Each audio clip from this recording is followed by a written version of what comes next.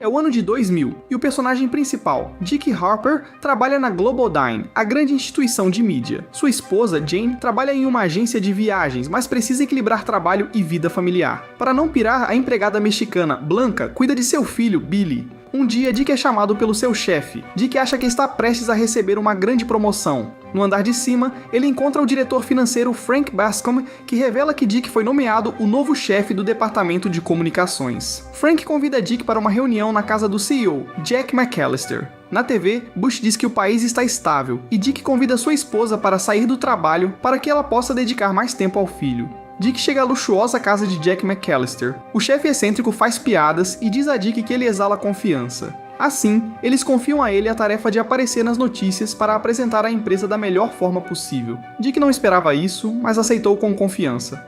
Ele se prepara para aparecer na televisão em todo o país, e o apresentador imediatamente lhe pergunta como os acionistas reagiram depois que o CEO vendeu todas as suas ações. Após essa informação, o preço das ações despenca e os ativos da Globodyne serão apreendidos. Logo após o término da transmissão, Dick descobre que todos os registros da empresa foram destruídos. Depois de salvar sua figueira, ele encontra Frank embriagado, que explica a Dick que esconderam dois investidores o fato de que a empresa estava registrando uma grande perda. Dick corre atrás de McAllister, que lhe diz que, nos negócios, como na natureza, o mais forte sobrevive e sai voando com seu helicóptero. De volta para casa, sua esposa feliz o espera. Ela chamou alguns trabalhadores para cavar o buraco da fundação para a futura piscina. Depois de preparar um jantar suntuoso para a família, ela anuncia com alegria que deixou o trabalho. Era a vez de Dick compartilhar a boa notícia.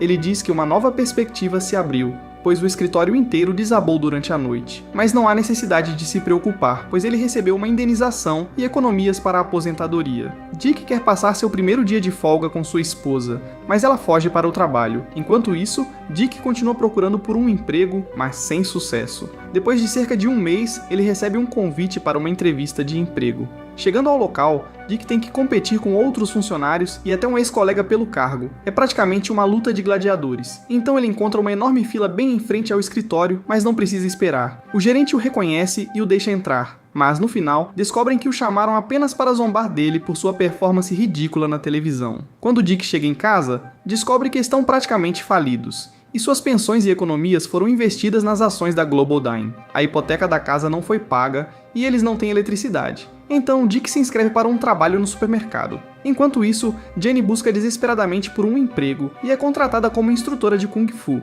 Jane faz de tudo, menos ensinar Kung Fu, e acidentalmente acerta um dos clientes. Assim, ela é demitida no mesmo dia. A mesma desgraça acontece com Dick, que é demitido por ser muito persistente com um cliente. Mais tarde, Blanca oferece cuidar de Billy, enquanto tentam resolver a situação. O casal começa a vender seus pertences, trocam a BMW por um pedaço de lata barato. O casal também começa a comer em restaurantes de buffet. Sem água e eletricidade, a família se lava nos jardins dos vizinhos. Então eles vendem a TV, o que é uma verdadeira tragédia para Billy. Uma noite, Dick e Jane sentam-se em um enorme buraco no chão. Eles tentam descobrir o que fazer, pois não tem mais nada para vender. Então Blanca chega e diz que pode pedir ao primo por um emprego para Dick.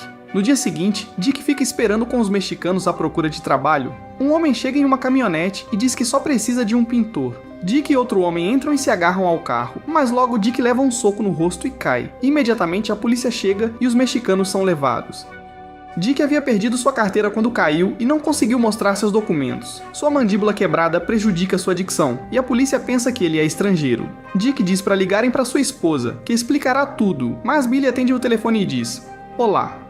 Ao mesmo tempo, Jane concorda em fazer um teste para uma substância de Botox por $15. Naquela noite, Jane, que se aproximou da fronteira dos Estados Unidos com o México à noite, começa a latir. Este é um sinal para Dick e seus amigos, que fogem para os Estados Unidos.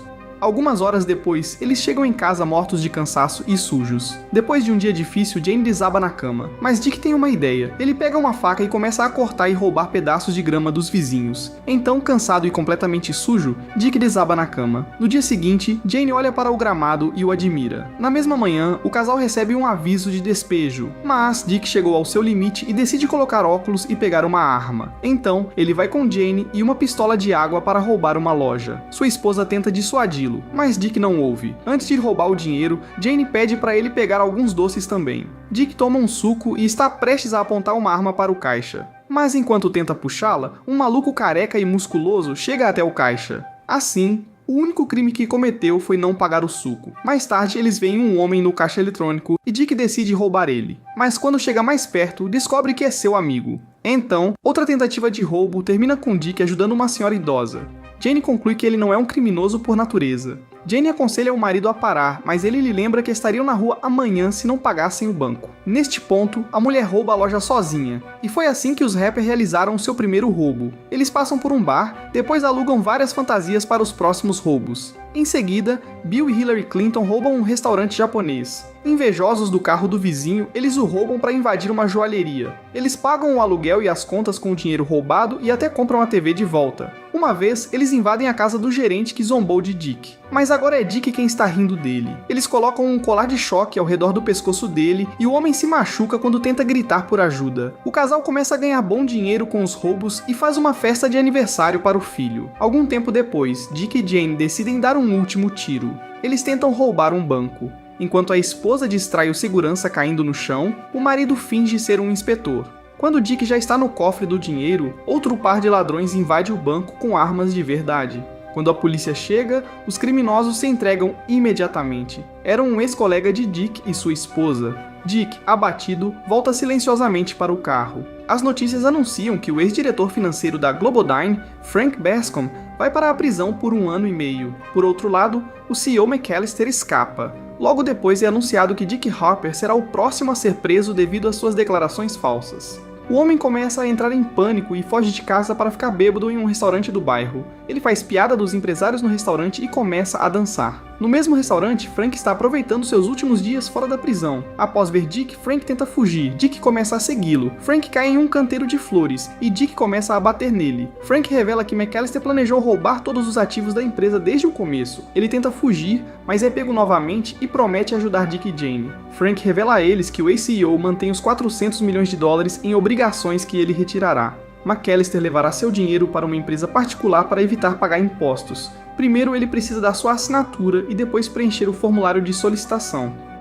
Depois disso, o número da conta para onde o dinheiro será transferido é enviado ao inspetor, quem carimba o formulário e devolve para McAllister para a aprovação final da transferência dos fundos. Geralmente tudo é fácil, mas o casal precisa alterar o formulário para indicar uma conta diferente. Assim, os 400 milhões aparecerão em uma conta diferente. Mas Frank diz que apenas Jane pode fazer isso, já que McAllister não a conhece. Tudo está pronto, depois de 2 dias, o plano começa. Mas assim que ele sai do carro, Dick deixa o formulário falso cair das mãos, que é destruído por um cortador de grama. Agora, eles não têm escolha, a não ser se aproximar do gerente, que tem todos os formulários armazenados no computador dela, e imprimir o correto. Jane distrai McAllister fingindo conhecê-lo, enquanto Dick liga para o gerente e lhe diz que o carro dela foi alegadamente roubado. E a mulher imediatamente desce. Ele então se esgueira no escritório para encontrar o formulário e digitar a conta bancária correta. Para atrasar a mulher, Frank bate o carro dela, mas todo o trabalho foi em vão porque o gerente já havia carimbado o formulário correto. Mas, de repente, ele olha para outro lugar, então eles ainda têm uma chance. Eles precisam carimbar seu formulário falso. Johnny faz a mulher tropeçar, pega o formulário e dramatiza tudo. Dick consegue o carimbo se passando pelo chefe. De repente, McAllister se aproxima dele e Dick se vira de costas para Jane, que por sua vez está de costas para Dick, e eles trocam os formulários. Tudo parece ter dado certo, mas McAllister descobre o formulário falsificado e não assina. Então ele se aproxima de Dick novamente e sugere que ele saia antes que chame a polícia. Dick aponta sua arma para seu ex-chefe, exigindo que ele pelo menos escreva um cheque para ele. McAllister dá um cheque de $100 para Dick e sai.